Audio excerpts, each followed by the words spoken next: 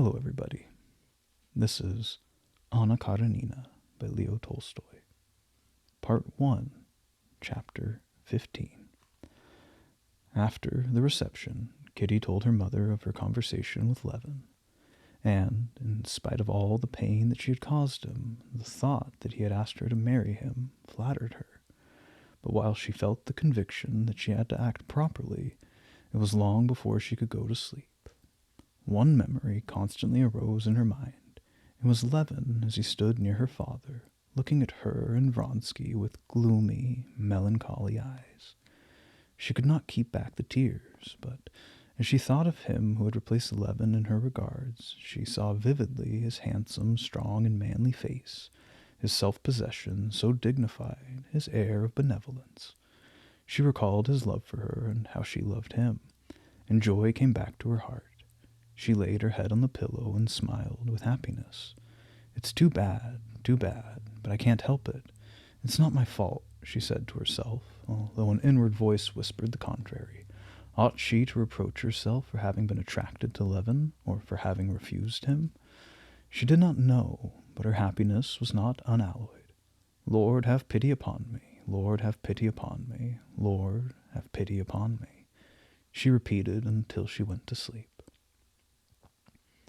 Meantime, there was going on in the prince's little library one of those scenes which frequently occurred between the parents in regard to their favorite daughter. "What? This is what?" cried the prince, raising his arms in spite of the awkwardness of his fur-lined dressing-gown.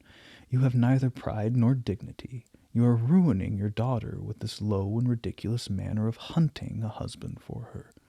"But, in the name of heaven, prince, what have I done?" said the princess in tears.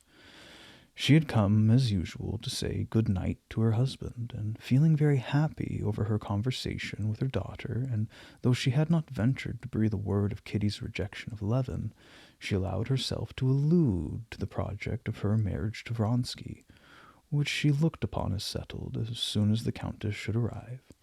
At these words the prince had fallen into a passion, and had addressed her with unpleasant reproaches. "What have you done? In the first place, you have decoyed a husband for her, and all Moscow will say so, and with justice.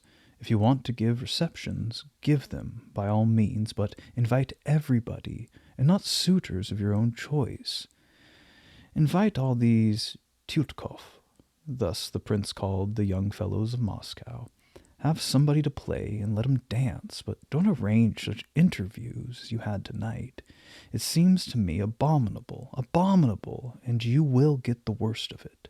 You have turned the girl's head. Levin is worth 1,000 men, and as to this Petersburg idiot, who goes as if he were worked by machinery, he and all his kind are alike, all trash. My daughter has no need of going out of her way, even for a prince of the blood." "But what have I done?" "Why, this!" cried the prince angrily. "I know well enough that, if I listen to you," interrupted the princess, "we shall never see our daughter married, and in that case we might just as well go into the country. That certainly would be better. But listen, have I made any advances? No, I have not. But a young man, and a very handsome young man, is in love with her, and she, it seems, yes, so it seems to you. But suppose she should be in love with him, and he have as much intention of getting married as I myself? Ach, haven't I eyes to see? Ach, spiritism. Ach, nice. Ach, the ball." Here the prince, attempting to imitate his wife, made a curtsy at every word.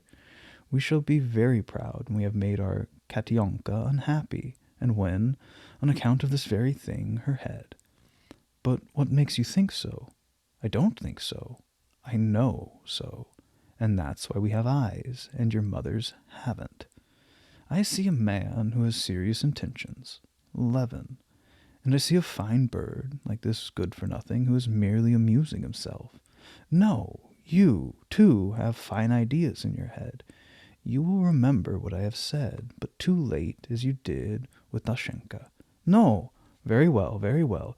We will not say anything more about it," said the princess, who was cut short by the remembrance of Dolly. "So much the better, and good night." The husband and wife, as they separated, kissed each other good night, making the sign of the cross as usual, but each remained unchanged in opinion. The princess had been firmly convinced that Kitty's fate was decided by the events of the evening, and she felt that Vronsky's designs were evident, but her husband's words troubled her. On her return to her room, as she thought in terror of the unknown future, she followed Kitty's example and prayed from the bottom of her heart, "Lord, have pity. Lord, have pity. Lord, have pity."